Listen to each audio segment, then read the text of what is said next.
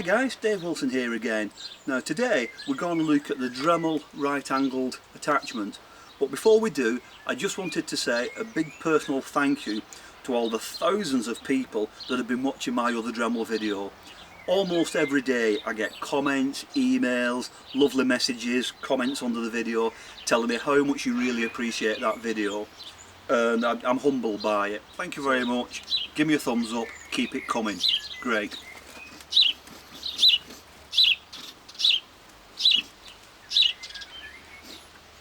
Hello. Good grief. Look at that.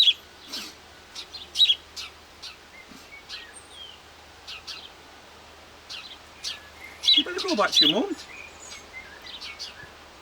Go on. Well, don't poop all over me. Go on, off to your mum.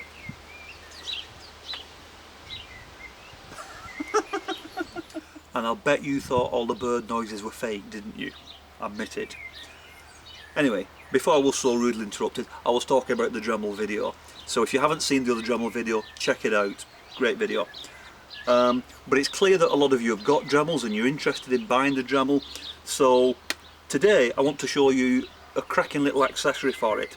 This is the Dremel right-handled attachment, and I think you're going to find this very, very useful. I do. So, follow me. So this is the Dremel right-angled attachment, and this is accessory number 575, and full colour blister packaging, as you can see. And if we flip it over and have a look around the back, you've got some bit of information on the back. You've got your instructions in the bottom, and you've also got this tiny little silver coloured collet, so make sure you don't lose that when you open it. Now the packaging is quite tough, as you'll know if you've ever tried to get into these things, so use a pair of strong scissors, or if you've got them, a pair of tin snips. Cut all around the three sides, left, right and the top, and that will allow you to open the back of the packet and get access to the contents. Again, remember not to lose a little silver nut. So you should have three things. You have the right-handled attachment, the little collet, the silver nut, and you've also got a sheet of instructions as well. Now when I say instructions, yes, a lot of you commented on my other video that the Dremel instructions are pretty useless, and unfortunately these are no different. Here you can see this is how you adjust it to any handle, so perfectly clear. And I spent a lot of time wondering what this small mushroom shaped object was, and I thought there was something missing in the kit. Don't worry, there isn't. So anyway, forget the instructions and keep watching, and that's what you've got me for. So the accessory is designed to work with any Dremel that's got one of these screw attachments on the end, which is most of them. So I'm using here a Dremel 3000, which is one of the current models. So assuming you don't have anything else attached to it, the first thing we need to do is remove the screw accessory, whatever they call it. So just unscrew that, the accessory cap. And then we also need to remove the choke and the collet inside it. So press the spindle lock and unscrew the choke all the way off and pop that to one side. And then you also need to unscrew the collet. Just pop that out. And again, pop that to one side. And that's that. So just a quick double check, you've taken off the cap, the screw nut and the collet out of the choke.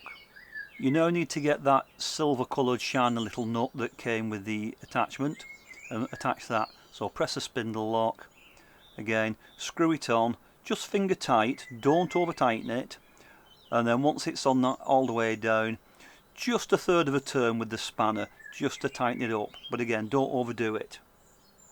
Now turning your attention to the attachment again, the Dremel is attached at one side and this end is going to become the choke, and you might notice it's got this plastic cap on it which we need to take off. Now in order to do this we need to lock the spindle and stop it from rotating, and this is what the mushroom shaped thing was in the instructions. Basically just use any accessory that you've got. So I've got a little brush here, so just pop it into that hole there all the way through and that will lock the spindle. So you can now unscrew the plastic cap. You don't need to keep it, but just pop it to one side. We now need to replace the collet and the nut that we took off the Dremel and put these onto the choke section at the end of the accessory.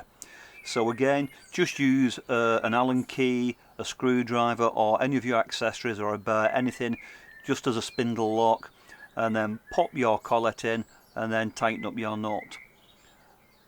And this is now going to be the new chuck that we're going to use. Now inside the right handle you can see there's a square drive pin, and that needs to marry up with the square socket on the end of the Dremel now.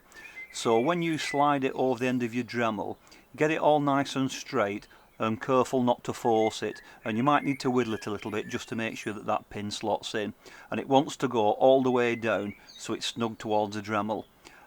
And you tighten it up by rotating the whole thing until it's nice and snug down up against the end of your Dremel, and it should not rotate.